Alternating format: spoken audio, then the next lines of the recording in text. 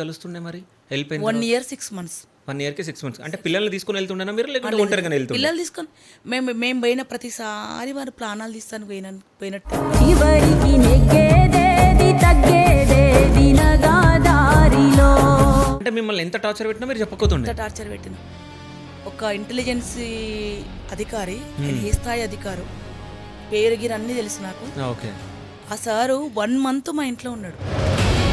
నోమల నరసింహయ్య గారు చిన్న జీతం పెట్టిండు, 3600 వస్తుండే, దాంతో పిల్లలు చదువుకుని బతికేదాన్ని. సో అంటే ఎట్లాంటి టార్చర్లు ఉండే నయం తోటి మీకు? రోజు నాకు ఫోన్ చేసిండు, పుష్పారెడ్డి అన్నాడు. నన్ను ఎవరు అట్లా రెడ్డి గిడ్డ అని పిలిచేటోడు ఎవరు ఉండరు, ఎవ్వరు పిలవరు, ఏ అన్న వాళ్ళు పిలవరు. నేనే బాయ్ అన్నాడు. మంచిగా స్వీట్ వాయిస్, మంచిగా మాట్లాడుతుండు. నాకు ఏ పరిస్థితులు కూడా అనుమానం రాదు. కొద్దిసేపు సతాయించినాక నేను నయం అన్నాడు. అసలు నాకు